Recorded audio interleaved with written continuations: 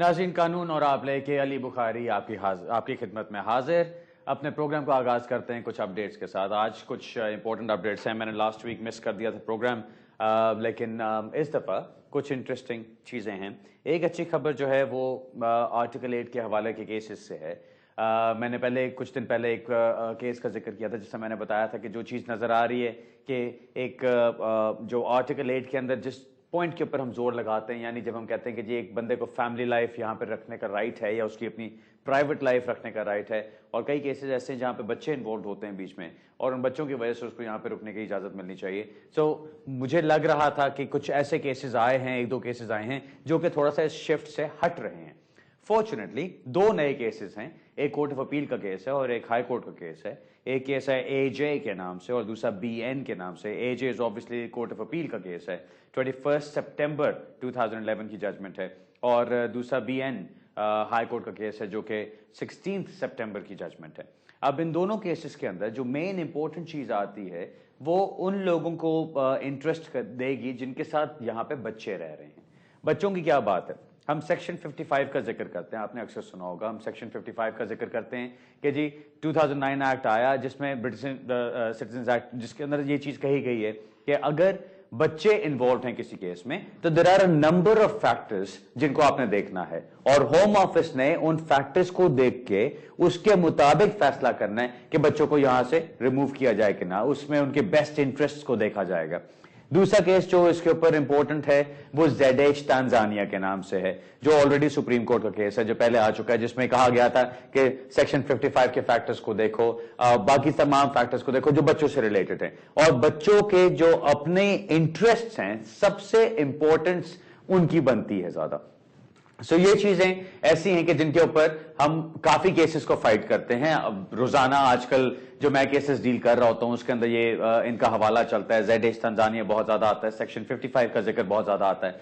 आज एक डिटर्मिनेशन आई है, जज की डिटर्मिनेशन, जिसके अंदर बाकी तमाम पॉइंट्स पे जज ने रिफ्यूज कर दिया, लेकिन आखिर में जाके आर्टिकल 8 पे ZH तांजानिया के नाम पे और सेक्शन 55 के फैक्टर्स के नाम पे अपील को अलाउ किया, बाकी तमाम चीजें रिफ्यूज कर दी।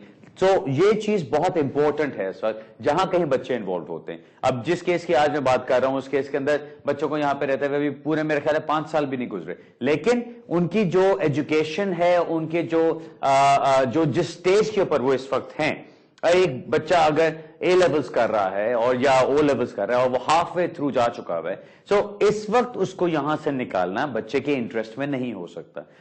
ये एक बड़ा इंपॉर्टेंट फैक्टर आ सकता है। इस तरह की डिफरेंट चीजें हम आर्ग्यू करते रहते हैं जिनके ऊपर हम ये बच्चों के केसेस, खासतौर पर जहां पे बच्चे इन्वॉल्व होते हैं, उनको जीतते हैं।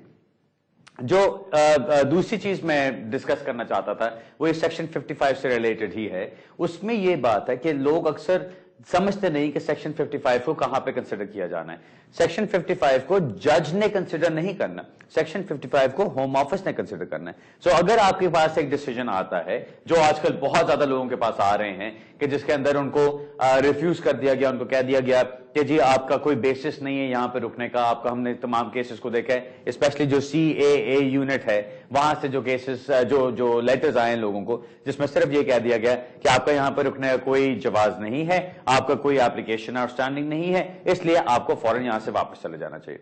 नाउ अगर ये आपको आया और आपके साथ आपके बच्चे यहां पे रह रहे हैं तो इसका मतलब उन्होंने सेक्शन 55 को कंसिडर नहीं किया। अगर उन्होंने सेक्शन 55 को कंसिडर नहीं किया तो आप उसके खिलाफ आर्ग्यूमेंट्स कर सकते हैं और आप उसको चैलेंज कर सकते हैं। ये याद रखें कि वो जो 26 अगस्त वाले लेटर्स इशू हुए हैं, जो CAA यूनिट ने इशू किए हैं, वो सिर्फ तब आपको हेल्प देते हैं अगर उससे पहले आपकी कोई एप्लीकेशन थी, अगर आपने कोई रिप्रेजेंटेशंस की हुई थी। क्योंकि अगर आपकी कोई रिप्रेजेंटेशंस और कोई एप्लीकेशन आउटस्टैंडिंग थी जिसको उन्होंने प्रॉपर डिसीजन नहीं दिया, यानी उसको डिटेल्ड रीजंस नहीं दिए रिफ्यूज करने के लिए, और सिर्फ ये आपको एक लेटर भेज दिया जो वो एक लाइन कहता है कि जी हमने कंसिडर किया आपके केस में और आपको यहां पर रुकने का कोई राइट नहीं, तो आप उसको चैलेंज कर सकते हैं। इंपॉर्टेंट केस है, इंपॉर्टेंट फैक्टर्स हैं, इन सारी चीजों को जरूर आर्ग्यू करना चाहिए। एक और इंपॉर्टेंट चीज जो आई है, इमिग्रेशन मिनिस्टर की स्पीच आई है, I think if I am not wrong 15 सितंबर को वो स्पीच थी। उसके अंदर उन्होंने फिर यही चीज कही है जिसको ऊपर पहले वो चलते आ रहे हैं कि जी हमने यहाँ पे इमिग्रेशन लॉज को टाइटन अप करना है, हमने ज्यादा से ज्यादा देखना है कि जो लोग यहाँ पे फैमिलीज के तौर पे आ रहे हैं। अब उसमें बहुत सारे स्टेटिस्टिक्स दिए हैं, खासतौर पे पाकिस्तानी और बांग्लादेशी एप्लीकेंट्स के लिहाज से, जिसमें वो कहते हैं कि जी 8 आउट ऑफ 10 पाकिस्तानीज और बांग्लादेशीज जो यहां पर आए उसके ऊपर स्पाउस वीजा पे या किसी फैमिली वीजा के ऊपर, वो 8 आउट ऑफ 10 यहां पर आके सेटल हो चुके हैं, यानी उन्होंने सेटलमेंट के लिए अप्लाई कर दिया। सो उनका कहने का मतलब यह है कि जी लोग बहुत ज्यादा आके यहां रुकना चाहते हैं, और कंपैरिजन किसके साथ कर रहे हैं, as opposed to 2 out of 10 Australians. अब उन्होंने ऑस्ट्रेलिया का एक एग्जांपल दिया हुआ है कि जी ऑस्ट्रेलियंस बहुत कम है जो यहां पर आके सेटल होते हैं। वेल, नंबर ऑफ रीजंस, क्या वजह हो सकती क्या नहीं हो सकती, एनीबडीज गेस। लेकिन मैं यही कहूंगा कि इन फैक्टर्स को जब आप देखते हैं, इन लॉज को देखते हैं, अब ये जो चेंजेस लेकर आना चाह रहे हैं, खासतौर पे जो स्पाउस वीजा की एज, जो स्पाउस वीजा का टाइम है वो 2 साल से बढ़ा के 5 साल करना चाह रहे हैं, इंग्लिश लैंग्वेज रिक्वायरमेंट का लेवल बढ़ाना चाह रहे हैं, बताना चाह रहे हैं कि जी अगर आप यहां पर आके सेटलमेंट के लिए अप्लाई करना चाहते हैं तो आपको दिखाना पड़ेगा कि आप क्यों यहां पर रहना चाहते हैं। Why this country? Why not anybody else? So ये सारे वो चीजें हैं जो कि वो उस कंसल्टेशन में थी। 9 सितंबर को कंसल्टेशन खत्म हो गई है मेरा ख्याल है, और उसके बाद अब हम देखेंगे कि कब कोई नई स्पीच आती है जिसके अंदर इन सब चेंजेस का ऐलान किया जाता है। पर्सनली मुझे लगता है कि जिस तरह ये गवर्नमेंट जा रही है, उन्होंने ज्यादा कोई कंसल्टेशन का ख्याल नहीं रखना और उन्होंने बेसिकली इन चीजों को इंप्लीमेंट कर देना है। सो अगेन देखते हैं। तीसरी इंपॉर्टेंट चीज, ब्रिटिश सिटीजन्स के लिए, जो बच्चे ब्रिटिश सिटीजन्स हैं यहां पे और उनके साथ उनके सोलो कैरियर्स हैं, सोलो कैरियर्स हैं, उन कैरियर्स के लिए एक जजमेंट आई थी ज़ेम्ब्रानो के नाम से। उस जजमेंट के ऊपर होम ऑफिस की फाइनली गाइडेंस आ गई है। 21 सितंबर को उन्होंने अपनी गाइडेंस शाया की है, जिसमें वो कहते हैं कि जी अभी तक ज़ेम्ब्रानो जजमेंट को हमने इन इफेक्ट कुछ किया नहीं, देखा नहीं, लेकिन अब हम कुछ चीजें करेंगे, उसमें नई पॉलिसी लेकर आएंगे, इमिग्रेशन रूल्स में चेंजेस लेकर आएंगे जो कि इन चीजों को रिफ्लेक्ट करेंगे। मीनवाइल, अगर आप उस सिचुएशन में फॉल करते हैं जो ज़ेम्ब्रानो की कैटेगरी बनती है, तो फिर आप एप्लीकेशन कर सकते हैं। अगर आप एप्लीकेशन करते हैं तो आपको सर्टिफिकेट ऑफ एप्लीकेशन इशू कर दिया जाएगा। सर्टिफिकेट ऑफ एप्लीकेशन, जो लोग इन चीजों को समझते हैं वो जानते होंगे कि जब आप यूरोपियन इकोनॉमिक एरिया नेशनल्स के साथ कोई एप्लीकेशन करते हैं, उस एप्लीकेशन करने के बाद आपको जो एक्नॉलेजमेंट लेटर आता है वो सर्टिफिकेट ऑफ एप्लीकेशन कहलाता है। उसमें आपको काम करने की इजाजत होती है, यहां रहने की इजाजत होती है, बिकॉज आपको एक्सेप्ट किया जाता है कि जब तक आपकी एप्लीकेशन डिसाइड नहीं हो जाती आप यहां पे फैमिली मेंबर के तौर पे रह रहे हैं। ज़ेम्ब्रानो केस में बताता चलूं क्या कहता है, ये European court of human rights की तरफ से केस आया है जिसके अंदर ये चीज कही गई कि अगर एक बच्चा फॉर एग्जाम्पल यहां पे है जो कि ब्रिटिश सिटीजन है और वो यूके में है और उसको केयर करने के लिए उसके साथ सिर्फ एक सोलो केयरर है, यानी could be his parent, could be a relative, could be anybody, लेकिन उसके लिए केयरर होना जरूरी है कि वो बच्चे की पूरी रिस्पॉन्सिबिलिटी उनके ऊपर है और उनके पास कोई यहां पे रहने का स्टेटस नहीं है, तो इस जजमेंट के तहत उनको यहां पे स्टेटस दिया जाएगा, उनको काम करने की इजाजत दी जाएगी। आई वुड अस्यूम कि उनको 5 साल का स्टेटस दिया जाएगा जिसके बाद के वो परमानेंट रेजिडेंस के लिए अप्लाई कर सकेंगे। सो ये जजमेंट काफी देर की आई हुई है और इस जजमेंट के बाद हम इंतजार कर रहे थे कि होम ऑफिस कब इसको इंप्लीमेंट करता है। अभी भी उन्होंने इमिग्रेशन रूल्स में वो चेंजेस नहीं किए हैं, वेल इमिग्रेशन रूल्स नहीं कहना चाहिए, यूरोपियन इकोनॉमिक एरिया रेगुलेशंस 2006 के अंदर अभी वो चेंजेस नहीं आए हैं। सो जब वो चेंजेस आएंगी ऑब्वियसली मैं आपके साथ शेयर करूंगा और इस पर और फिर बात करेंगे। लेकिन अच्छी बात यह है कि फाइनली होम ऑफिस ने इसके ऊपर कोई जवाब दिया है और एक गाइडेंस इशू की है, जिससे कि पता चलता है कि कम से कम ये लोग एप्लीकेशंस तो कर सकते हैं जिनको पहले एप्लीकेशंस भी नहीं करने दी जा रही थी। नाज़रीन, मेरा ख्याल है आजकल काफी अपडेट्स हो गए, अब सीधे फोन कॉल्स की तरफ चलते हैं। पहले कॉल लेते हैं जी। हेलो हेलो, अस्सलाम वालेकुम। वालेकुम सलाम भाई, क्या हाल है? ठीक है, बस खैरियत जी। हेलो जी जी बताइए, मैं सुन रहा हूँ। हाँ जी, मुझे आपसे 2 सवाल पूछने हैं। जी बताएं।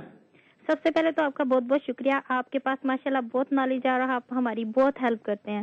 ہم سے کوئی بھی پوچھتا ہے نا ہمارا یہ کام نہیں ہو رہا, وہ کام نہیں ہوتا, ہم کہتے ہیں آنکھیں بند کر کے علی بھائی کے پاس چلے جائیں, ہر کام ہو جائے گا. تھینک یو ویری مچ, بہت شکریہ جی. جی ویلکم بھائی. مجھے آپ سے یہ سوال پوچھنا ہے کہ میرے پاس 5 ایئر لیو ٹو ریمین ہے, اور میں نے 2 مہینے پہلے ایک اسٹوڈنٹ سے شادی کی ہے, میرے ہسبینڈ سے. تو اب یہ بتائیں کہ اپلیکیشن کب ڈالنی ہے, اور دوسری بات یہ ہے کہ میں ڈسیبل ہوں تو ڈاکٹر نے کام کرنے سے منع کیا ہے. تھرڈ پارٹی اسپانسر ڈھونڈا ہے, صرف یہ بتا دیں کہ تھرڈ پارٹی سے ہمیں کیا کیا چاہیے اپلیکیشن کے ساتھ لگانے کے لیے, اور اپلیکیشن کب اپلائی کریں, اور میرے ہسبینڈ کو انگلش لینگویج کورس کرنا پڑے گا یا نہیں کرنا پڑے گا. پہلے مجھے صرف یہ بتا دیجیے کہ 5 ایئرس کا جو آپ کے پاس لیو ٹو ریمین ہے وہ کون سے بیسس پہ ہے؟ Human right. ہیومن رائٹ یعنی آپ کو ڈسکریشنری لیو پہ دیا گیا ہے؟ نو مجھے 5 ایئر ملے ہیں. جی 5 ایئر کس بیس پہ ملے نا آپ کو؟ ریفیوجی اسٹیٹس ملا آپ کو, اسائلم کیا تھا؟ جی. اچھا چلیں ٹھیک ہے جی, چلیں میں بتاتا ہوں, غور سے سنیے گا.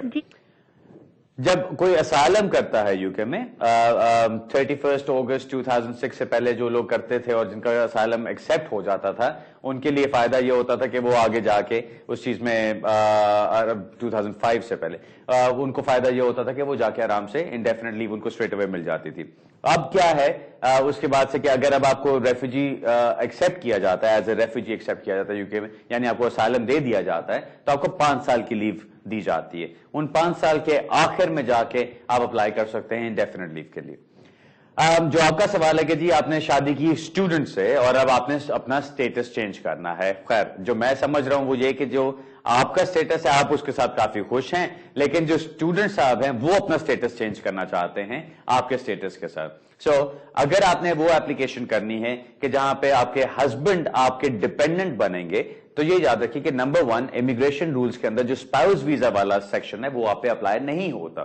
وہ اس لیے کہ آپ کے پاس ابھی پرماننٹ ریزیڈنس نہیں ہے, یعنی آپ کے پاس سیٹل سٹیٹس نہیں ہے. ابھی سیٹل سٹیٹس ہوتا ہے جو لوگ انڈیفینٹ لیو پر ہوتے ہیں یا جن کے پاس برٹش نیشنلٹی ہوتی ہے. سو آپ کے پاس وہ دونوں نہیں, سو ابھی آپ اس سیٹل سٹیٹس میں نہیں آتے. سو آپ نے جو چیز اپلائی کرنی ہے اس کو صرف ہم ڈیپینڈنٹ اپلیکیشن کہیں گے, جو آپ کے وہ ڈیپینڈنٹ بن جائیں گے ٹل سچ ٹائم کہ جب آپ کو سٹیٹس ملتا ہے. سو جتنی دیر آپ کا سٹیٹس باقی ہے ان کا سٹیٹس بھی اسی طرح سے ہو جائے گا. سو ان کو بھی وہ ریفیوجی سٹیٹس کا ڈیپینڈنسی مل جائے گی.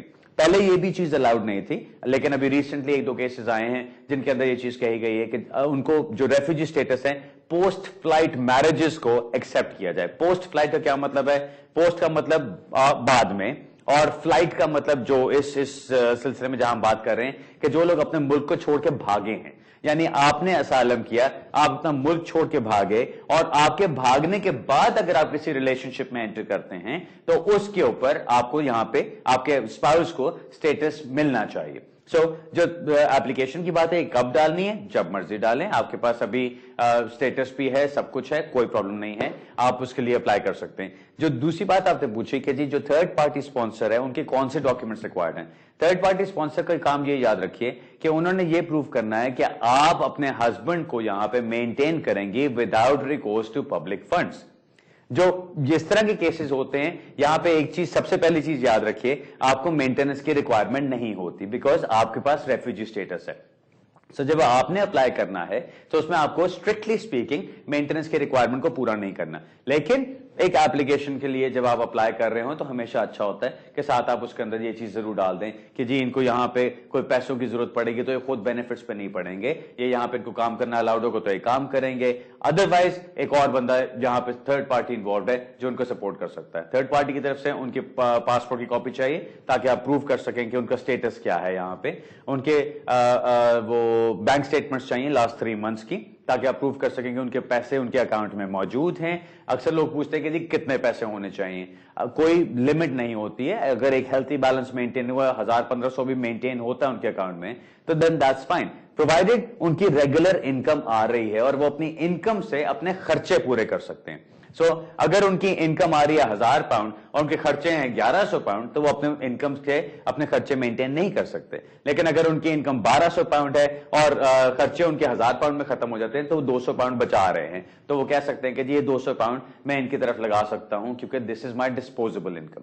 ساتھ اگر وہ بزنس کرتے ہیں تو اپنے اکاؤنٹس لگا دیں گے, اپنے اکاؤنٹنٹ کا لیٹر لگا دیں گے. اگر وہ جاب کرتے ہیں تو اپنے 3 مہینے کی پے سلپس لگا دیں گے ساتھ. That's it. یہ چیزیں آپ کی لگی ہوں, ساتھ آپ کا اسٹیچوری ڈیکلیریشن ہوگا جس میں وہ ڈکلیئر کریں گے کہ وہ آپ کو سپورٹ کرنے کو تیار ہیں, then that should not be a problem. اس کی بیس پہ اپنا میرج سرٹیفکیٹ ساتھ لگائیں, یہ سب کچھ ساتھ لگائیں, اپنے ایک لیٹر لکھیں ان کو جس کے اندر آپ سارا کچھ ایکسپلین کریں کہ آپ کے پاس ریفیوجی اسٹیٹس ہے اور آپ نے اب شادی کی ہے اور آپ ان کا اسٹیٹس یہاں سے چینج کرانا چاہتے ہیں, تو انشاءاللہ ان کا کام ہو جائے گا. آلرائٹ جی, اگلا سوال